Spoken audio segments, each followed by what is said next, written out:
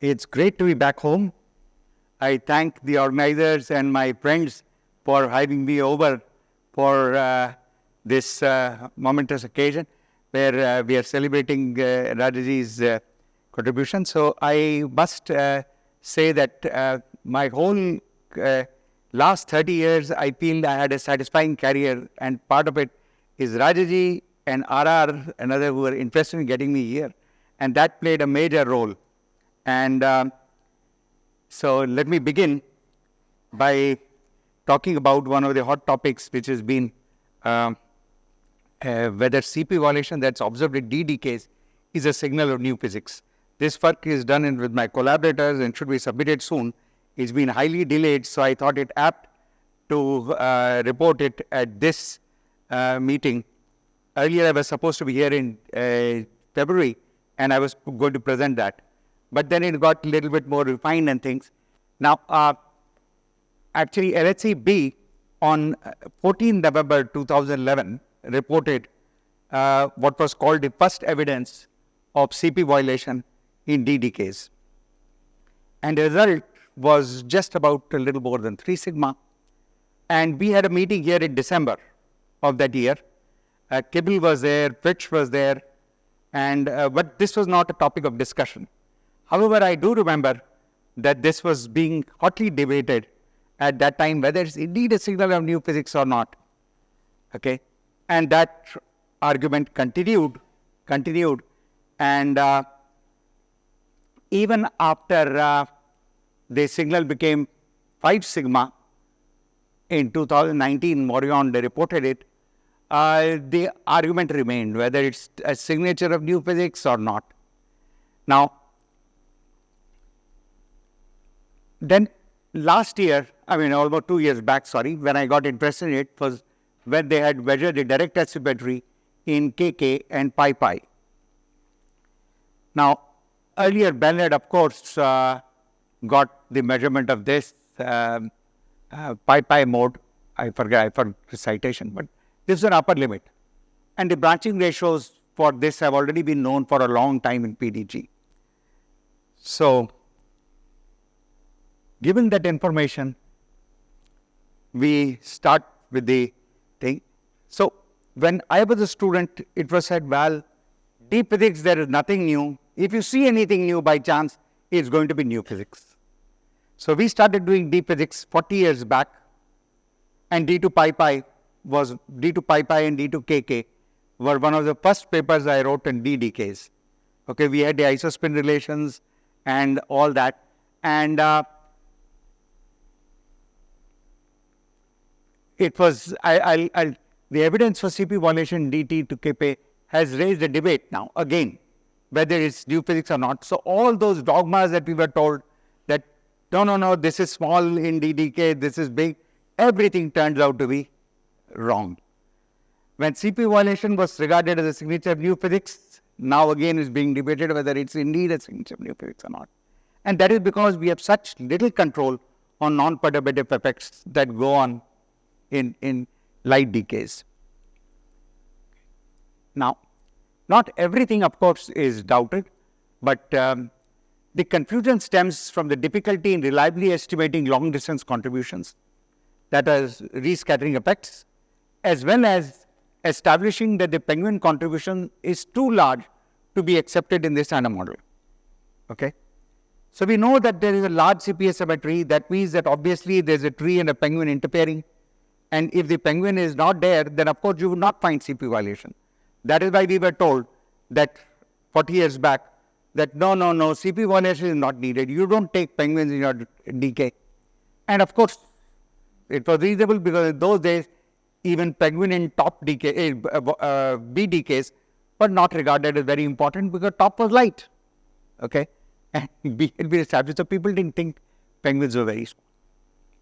So several, almost more than 200 papers have examined this issue, and after all that, there is no clear evidence. There are people who say, well, rescattering is the reason this is happening. On the other hand, some people say, well, such a large asymmetry is really doubtful in B decays, but there is no clear answer which cannot be refuted. Okay. So our approach differs from the others in the sense that we estimate penguins directly from experimental data. We don't use any model to extract penguins, and so therefore there is no doubt when we say that penguins are this big. And then what we do is, we don't take a model for final state interactions. We actually use only unitarity. Okay? And it turns out that's enough. So that is now so the way these D decays were treated is to have sort of topological amplitudes. Tree diagram where, this meson comes outside, they say color suppressed tree because of color rearrangements here. And we were told that these are the only two diagrams 40 years back which can contribute. The rest is nonsense. You need not take them. Okay? Now today, the whole scenario has changed. We take everything. Even in B decays, we worry about things. So we are told, well, this is too light a quark, chiral suppression, soft gluons, nothing. All concepts were completely different. Anyway, the more important thing is that these are all identical, W vertex. Okay. Here there is loop diagrams. And they were genuinely believed to be suppressed. Nobody would argue. In our papers, we argued taking the exchange diagrams and corresponding diagrams of other decays. But penguins, even we believed, were too tiny. And in the penguins, what happens is that there is a DS or a B quark that runs in this blue line everywhere. And if CP violation is seen, then obviously there is a new phase there. And you must have two different weak phases to see CP violation and two different strong phases. So that is a must. Okay.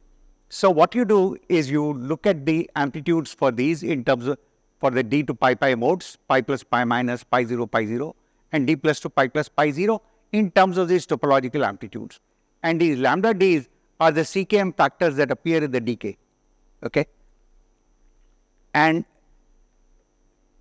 the point is that you can use unitarity because, as Jim pointed out in the morning, there is a unitarity, and we can use unitarity to eliminate lambda B in favor of lambda D and lambda S. Different people use different parameterization. Some people will eliminate lambda S, some will eliminate lambda D, but there is a reparameterization invariance. All your physics results should be the same. Okay.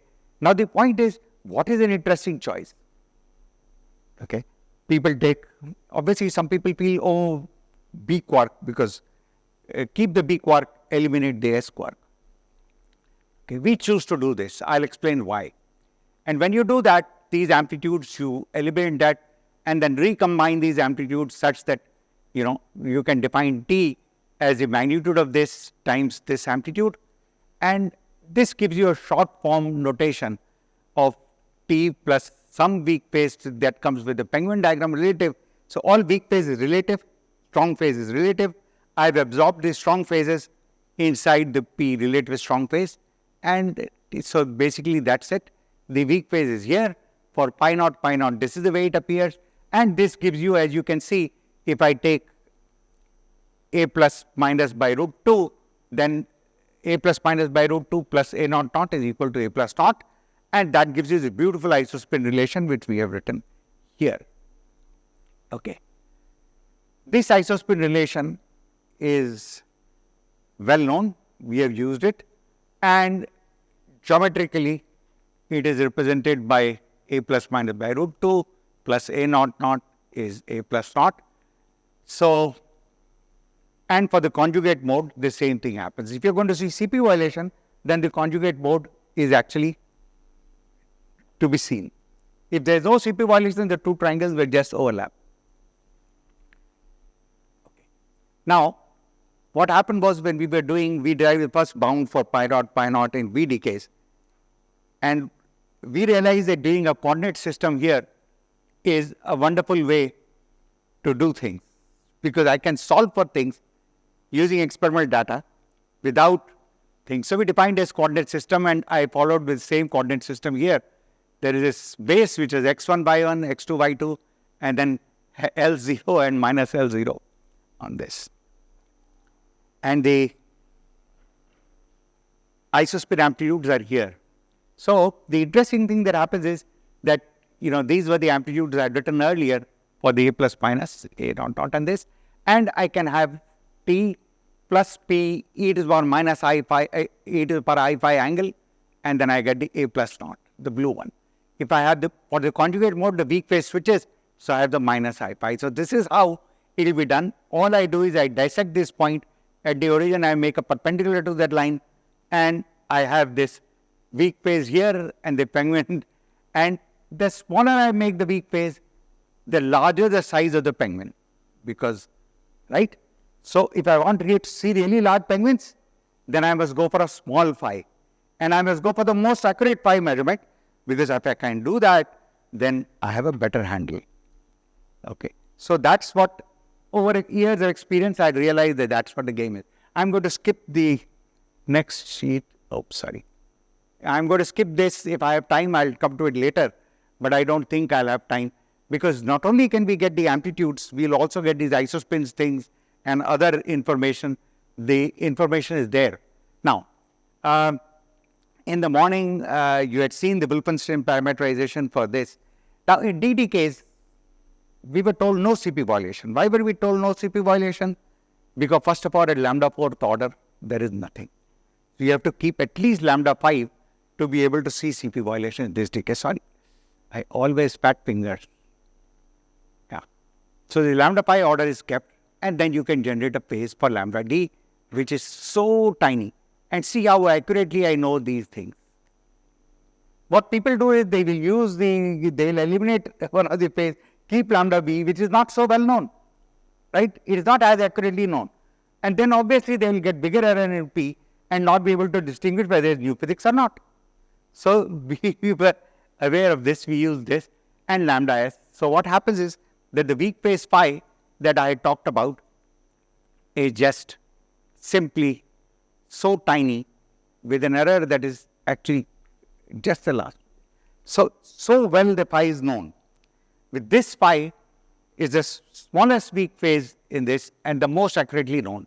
So when I have take the smallest phase, I am going to get the largest p, okay, and everything will turn out. So in terms of the coordinates, the observables can be derived simply, the x1, y1, L, I have the observables and I can derive them.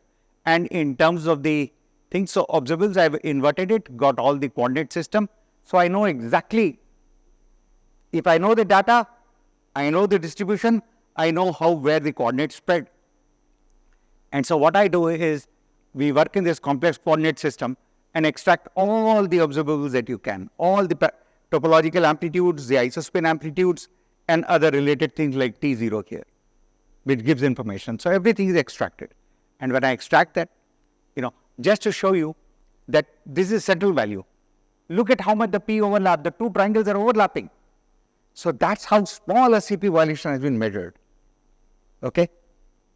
It's that small, and even that is giving evidences. It's not, so there are only central values that I've shown here, and what we are doing is we are only showing two triangles which have this smaller penguin shown. If it's a very big penguin, it's much bigger than the tree. Okay? So that we look at the coordinate system here, it's like 0.21 and here 4. So that's how it looks.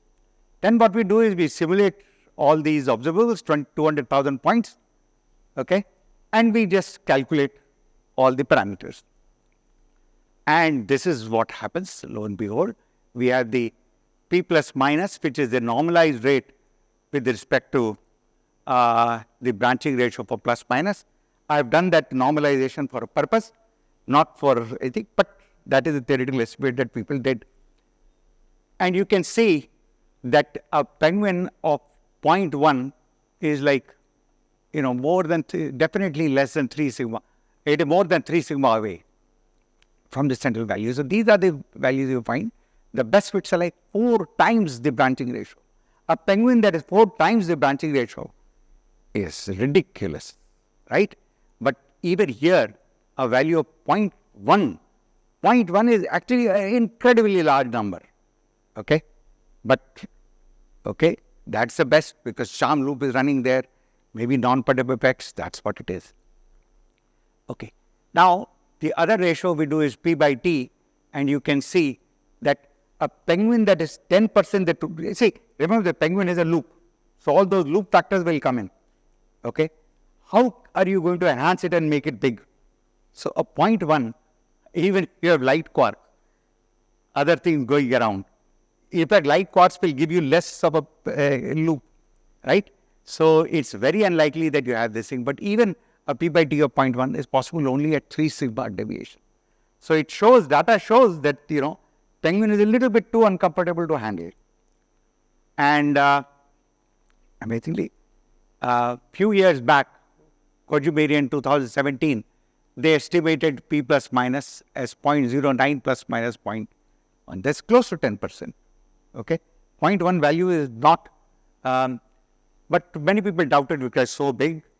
But the point is that they did what is called the light cone sum rule technique, and since the momentum flowing through the penguin loop are order 1 GeV, a perturbative calculation route was regarded reasonable.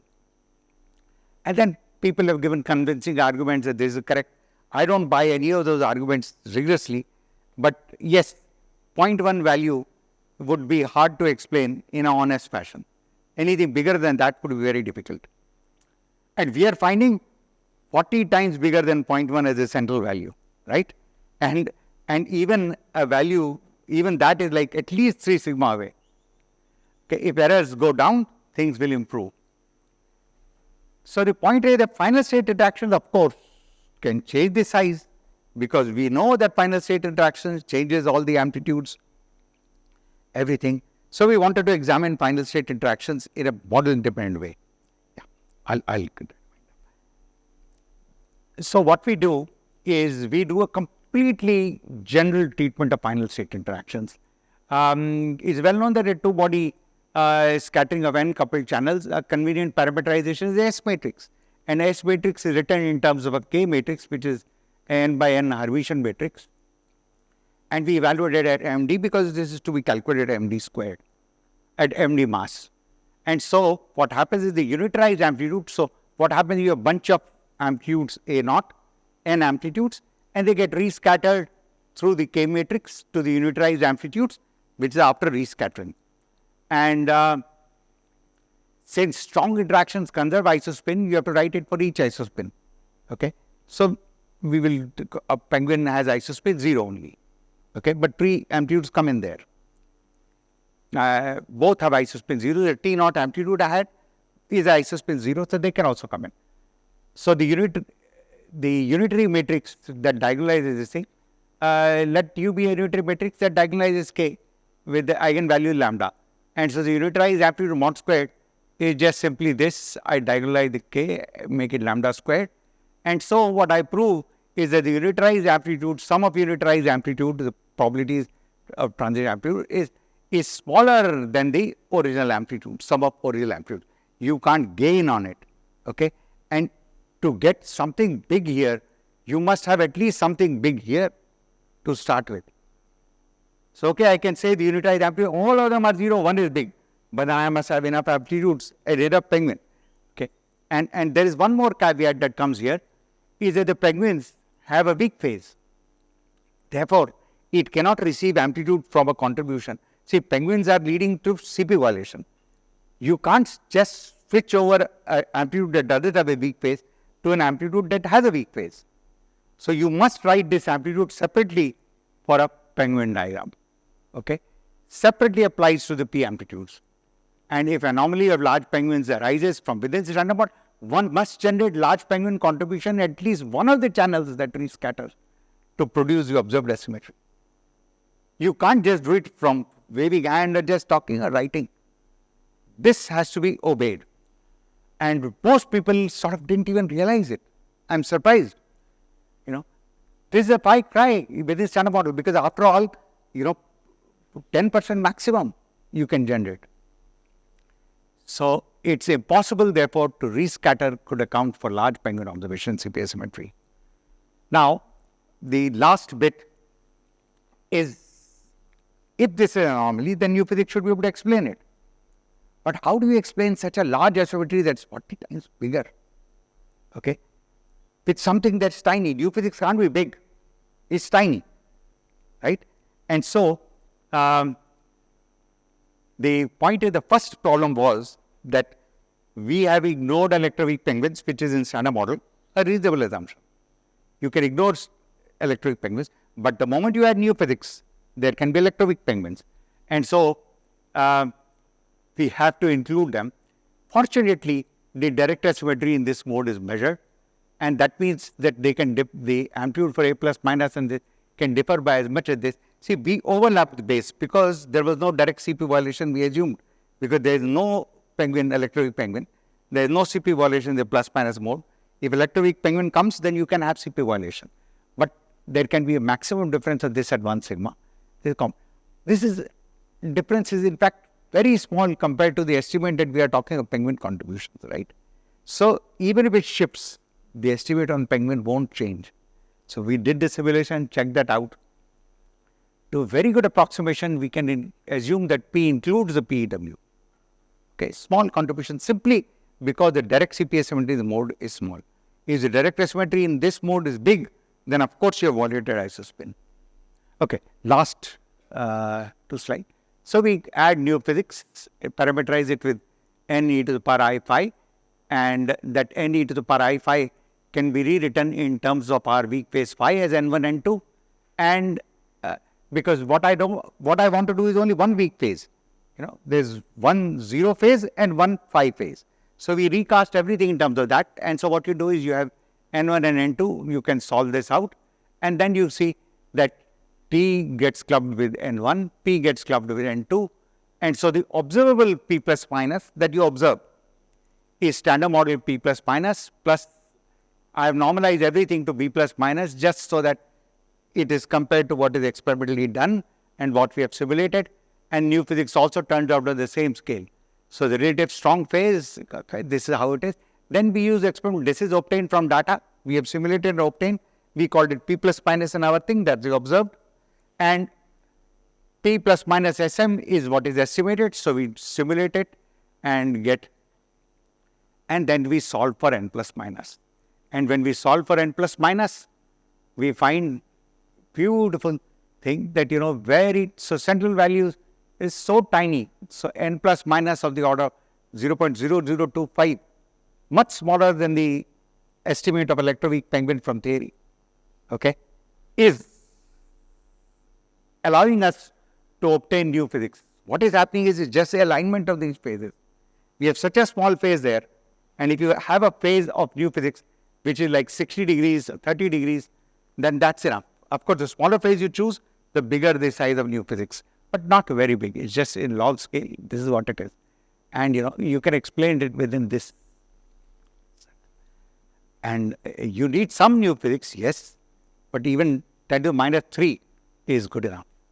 And so it can explain CP violation. So the last slide is a conclusion.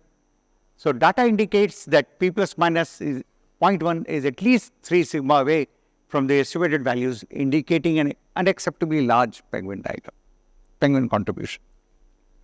Okay, reasonable values of n plus minus, smaller than P plus minus, can result in large observed penguin and CP violation.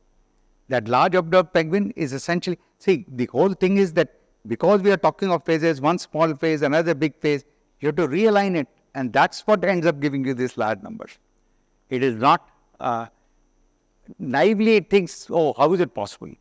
Such a tiny new physics gives you such a big effect. It does. The central value, if the central values do not change, we would have a clear evidence of new physics. Now, unfortunately, given the history of things, LSEB result, I would be doubtful that it continues. But nevertheless, recently at the August meeting, this year was at ICHEP, right? Yeah, they reported some papers, a different thing of doing analysis, where they were doing the gamma measurements, and there they have to measure the decays, and these modes were included. And so a separate analysis with different group was done, and they also found a value little bigger than what I have quoted here. Okay, a much more sophisticated correlations and other things. So I didn't bother including that, but they find it. And if that is indeed the case, then we have new physics. Thank you. Thank you.